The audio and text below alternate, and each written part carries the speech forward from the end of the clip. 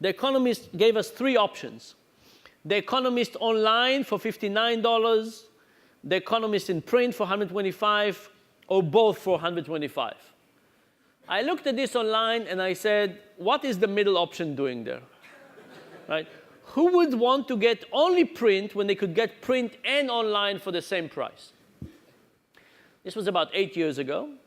So I called up the Economist to find out what was going on. And this is arrogant of me, but I was kind of hoping that they would say, Dan, we're so happy you called. We read one of your papers. We were inspired. We decided to try it out. But of course, you probably know that the people in the Economist don't read anything. Anyway, I couldn't get a straight answer from them about what they were doing and why, and they took it offline. So I decided to do the experiment myself.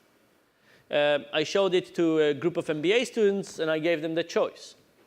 And here is the choice here. Thankfully, nobody wanted a dominated option, the Rome without coffee, and the vast majority wanted the combo deal for $125. So now we have an option that nobody chooses. So what do? We take it out. So for another group, we just show the top option and the bottom option, and what happened now? The choice show reversed. Now, the way to think about it is the middle option was useless in the sense that nobody chose it. But it was not useless in terms of getting people to think about value. Think about it. We can have a whole discussion about money. Money is actually very difficult to think about. Is the Economist online worth $59? How would you even go about making the computation?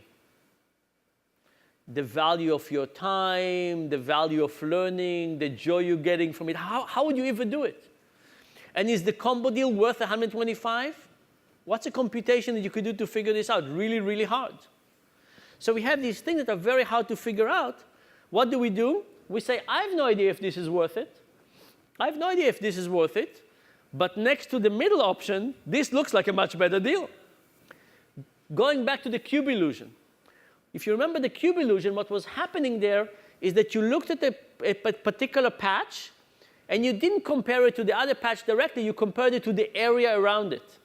So if a patch was surrounded by a bright area, you thought it was darker. If it was surrounded by a darker area, you thought it was brighter. We compare things to things that are local comparison.